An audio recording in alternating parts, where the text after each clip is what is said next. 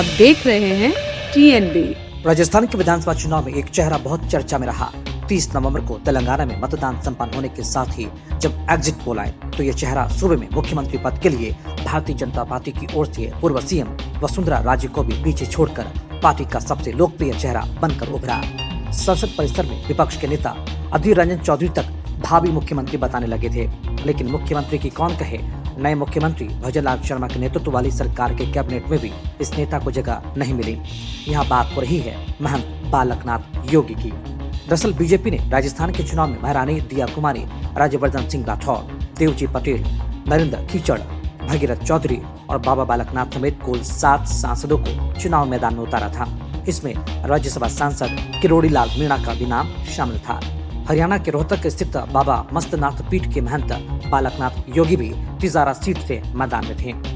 बाबा बालकनाथ भी उसी नाथ संप्रदाय से आते हैं, जिससे उत्तर प्रदेश के मुख्यमंत्री योगी आदित्यनाथ बाबा बालकनाथ की लोकप्रियता का काफी ग्राफ तेजी से बढ़ा। लेकिन वह पूर्व मुख्यमंत्री वसुंधरा राजे को भी पीछे छोड़ते हुए बीजेपी की ओर से सीएम के लिए सबसे लोकप्रिय चेहरा बन गए। एग्जिट पोल में सीएम के लिए 10% लोगों की पसंद के साथ बालकनाथ तत्कालीन सीएम अशोक गहलोत के बाद दूसरे नंबर पर थे। बाबा बालकनाथ योगी और लोकसभा में विपक्ष के नेता अधीर रंजन चौधरी ने मुलाकात भी की और जिसके बाद अधीर रंजन चौधरी ने उन्हें भावी मुख्यमंत्री बता दिया। बाबा बालकनाथ को राजस्थान का योगी तक कहा जाने लगा था। सीएम के लिए दावा मजबूत बताया जाने लगा था, लेकिन जब सीएम फेस से पर्दा उठा तब भजनलाल शर्मा सब पर भारी पड़ गए। सूबे की सत्ता के शीर्ष पर भजन की ताजपोशी के बाद ये चर्चा शुरू हो गई कि बालकनाथ को नए मंत्रिमंडल में कोई बड़ी जिम्मेदारी दी जा सकती है। लेकिन बड़ी जिम्मेदारी की कौन कहे, सीएम के लिए बीजेपी का सबसे लोकप्रिय चेहरा रहे बालकनाथ को भजन कैबिनेट में जगह तक नहीं मिल सकी। अब सवाल ये उठ रहे हैं कि आखिर कौन से फैक्टर्स हैं जो बालकनाथ के मंत्री बनने की राह में बाधा बन गए। वह भी तब जब चुनाव जीतकर विधानसभा पहुंचे 4 सांसदों में से 3 को पार्टी ने सरकार में एडजस्ट कर दिया। लेकिन बालकनाथ कैसे छूट गए या छोड़ दिए गए। दिया कुमारी को पहले ही भजन सरकार में डिप्टी सीएम बना दिया गया था। बाकी बचे सांसद रहे 3 में से 2 राज्यवर्धन सिंह राठौड़ और डॉक्टर किरोड़ी लाल मीणा भी भजन कैबिनेट में जगह पाए गए।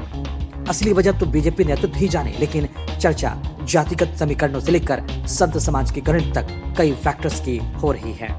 महंत बालकनाथ को मंत्री नहीं बनाए जाने को लेकर बात जातिगत समीकरणों को भी हो रही है। महंत बालकनाथ यादव जाति से आते हैं।